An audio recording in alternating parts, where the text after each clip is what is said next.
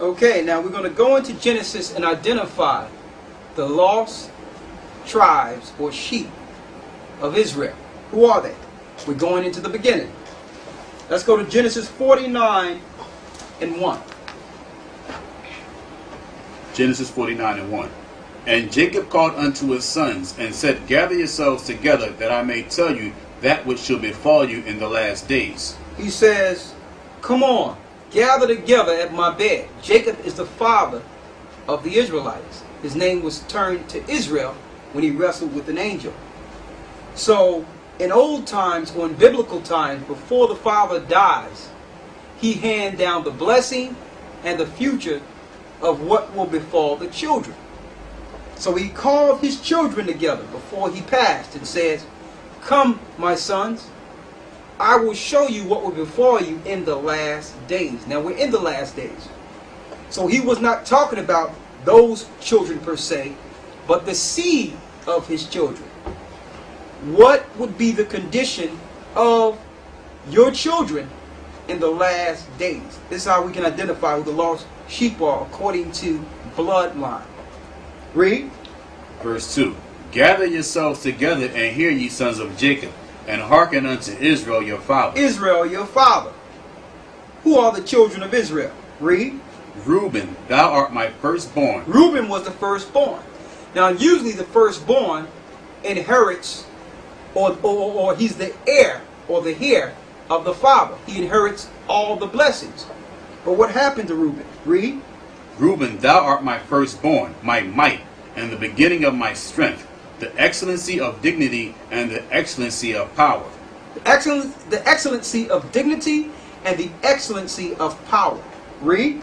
Unstable as water, thou shalt not excel, because thou wentest up to thy father's bed, then defoulest thou it. He went up to my couch. He slept with his father's maid, Bilhah, and because of that he lost the promise of the firstborn. But he still had excellency and dignity. When you go into this book, I have a book here that you cannot get because it's out of print now, by Ronald Sanders, called Lost Tribes in the Promised Lands.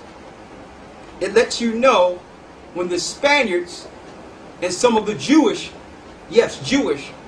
came over to the Americas when the Indians were here, that Reuben in Florida identified themselves as the tribe of Reuben. Now this was before Reuben lost their identity.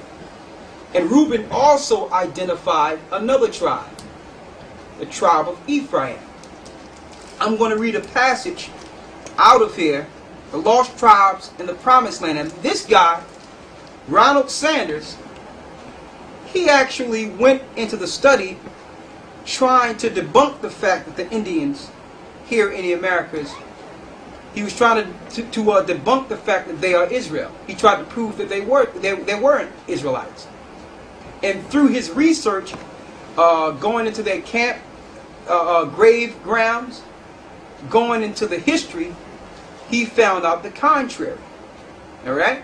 And he took historical documents to put together this book. There's a passage when Montesinos came over here to the Americas, and I'm going to read it. It says, those Indians, he told himself, they are Hebrews. Pondering this thought incredulously, and yet with growing conviction, he resolved that if he ever was released, he would seek out the Indian Francisco and try to learn the truth. So Montesinos was arrested, and he found out that, listen, these guys may be the Israelites. So when I get loose, I'm going to figure this story out. So he came over here. It says, Montesinos' story unclear as to the circumstances of his incarceration is equally unclear as to those of his release. But released he was, and he immediately went to Francisco. Now Francisco was an Indian, revealing himself as a Jew. Montesinos proclaimed his conviction that Francisco's hidden people were of the same race as he.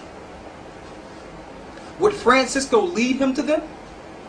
The two men were soon back in the rugged mountains in which Francisco had made his initial revelation, marching relentlessly for a week before they finally came to a halt. It was a Saturday. That's the Sabbath. Montesinos makes a point of telling us, and they had come to a river larger than the Diero, and there are echoes of the Sabbatean and all of this. Here, Francisco announced, is where your brothers will be seen. Waving a banner high in the air, the Indian guide soon was greeted by a puff of smoke, the smoke signals that the Indians use here. Far beyond the other banks of the river, a response of his signal. The two men waited. Eventually, a canoe appeared, bearing 3 men and a woman, all of them Indians, to the place where Francisco and Montesinos were standing at the water's edge. So they communicated a signal to say, come on down. The Indians got in the canoe and made themselves known. The woman got off and spoke to Francisco in the Indian tongue that Montesinos could not understand, although he could perceive that he was being identified in the conversation. She then turned to her mate companions to explain the situation. Upon hearing her words, they rose and went over to Montesinos, and to his utter astonishment said, Shema Yasha'Allah, Alahayanawa Akkad. Hear, O Israel, the Lord our God is one. They had recited in Hebrew the fundamental credo of Judaism. So when they came over here, the Indians were still speaking the Hebrew language. And we're going to show it, and you're going to pan it in. I'm going to show you.